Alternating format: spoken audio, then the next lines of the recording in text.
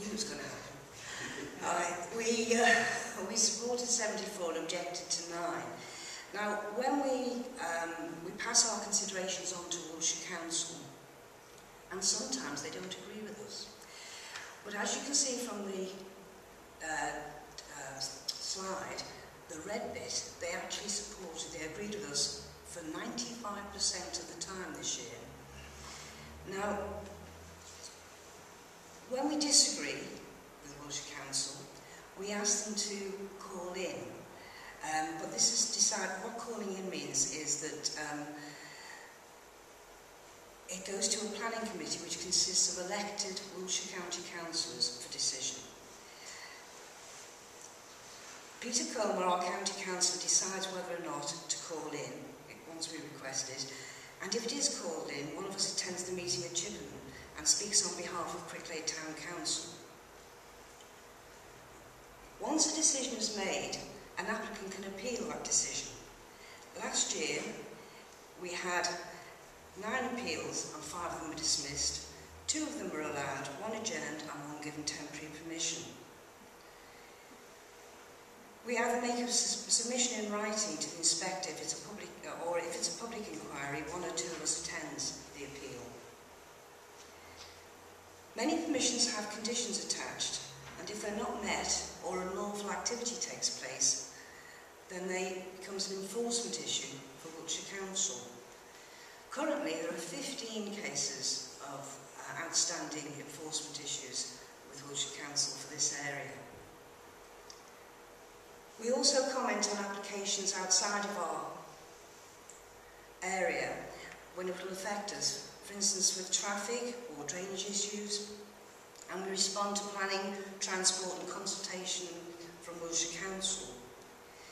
We represent Cricklade's interests in quarterly meetings of the area board working groups for traffic, for the rural buffer, and monthly meetings of the official flood working group North. We also undertake projects. The first project, High Street North. Now you may have noticed that work has been going on. I'd like to say that basically full consultation took place, and the majority of opinion was implemented in this scheme. And I'm pleased to say that in a couple of weeks we'll have a 20-mile-an-hour speed limit through the High Street. Town Centre car park. Now David's already spoken in detail on this one, but I'd just like to say that the scheme was developed professionally by an architect in consultation with a drainage engineer. And it was then double-checked by the Wilts Council drainage engineer. Because what we didn't want was an under-designed scheme which would affect our infrastructure, as has happened in so many instances in the past, with past developments. Work will now go full steam ahead, and 211 will hopefully finally see a car park that's been wanted for more than 20 years. Now the Town Hall car park, in August we were given an unacceptable ultimatum by Wiltshire Council regarding either taking over the car park or accepting car park charging. Working with the Town Hall Committee, we negotiated a better agreement that suited the Town Hall customers and retained our current policy of free car parking in Cricklade. I'd like to take this opportunity of thanking the Town Hall Committee for their assistance and their financial support. Cricklade Development Policy. With the change of government, there is likely to be major changes in planning policy, and regulations come with more devolution. To be ready, we've drafted a Cricklade Development Policy which we hope to feed into the Wiltshire Core Strategy. Climate change. Now, consultation was undertaken by Cricklade Climate Action Network, otherwise known as CAN, on park night street lighting. And we've just received confirmation we've received funding from Wiltshire Council for an energy-saving part night street lighting scheme. Selected street lights in the Hallsfield area will be switched off between midnight and 5:30 AM to save energy. Details for a similar scheme in another area of town will be submitted for consideration shortly. Recycling. Again via CAN, the council has provided battery recycling facilities for residents, and so far 103 kilograms, approximately 3,000 batteries, have been diverted from landfill. The council now recycles some of its paper, and we are looking to recycle more. We're in negotiations with agents on that behalf. And a new low-energy light bulb collection box is also available, as you can see on the picture, so you know where to bring everything. We've also raised awareness of climate change and environmental issues via a monthly climate care message in the Chronicle, which you may probably have seen. Flooding.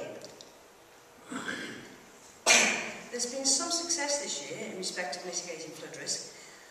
Following on from last year's initial drainage investigation, Wiltshire Council Land Drainage Department commissioned a comprehensive investigation.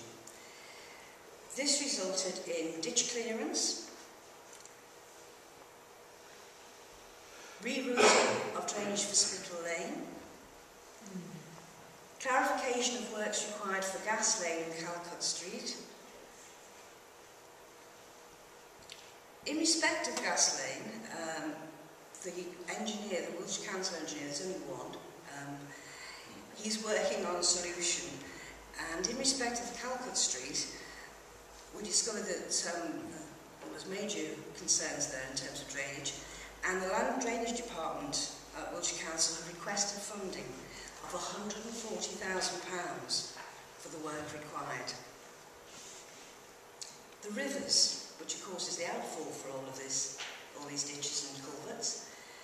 First of all, the churn.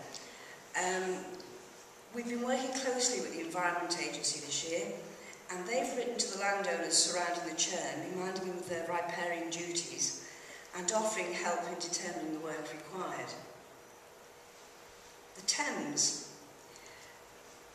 With the Thames, the Environment Agency were concerned about the direction of the old ditch, which was entering the river against the flow, and the trees were redirecting the flow and causing severe bank erosion. Wiltshire Council cleared the trees from hatchets to the ditch, and they provided a big culvert. The Environment Agency planned the reroute, cleared more trees further downstream, and paid for the digger and for most of the materials. The Town Council paid for some of the materials and the planting. The probation service provided the labour to build the head walls, and the young farmers planted the hedging. And considering this was on a Sunday morning after a Saturday night with students, I think they did a very good job. This partnership worked exceptionally well, and apart from my cold feet, we saved the council over £10,000. All the work undertaken has proved how important recording of incidents is, and to this end we are forming a group of volunteer flood wardens and developing a flood plan. So far there are 5 wardens, but we still need volunteers to cover the Four Spires, Purton Road, Fiddler and 40, and I would be very grateful if you could pass the word on. Finally, I would like to take this opportunity to thank the members of the Planning Committee, who not only freely give up their time for application visits and meetings, but also get to read pages of policy and consultation documents. I would also like to thank Shelley and her office and ground staff, and especially John, our Assistant Town Clerk, responsible for planning, who with his professionalism and patience has kept the machine rolling and me on the right track. Thank you, John.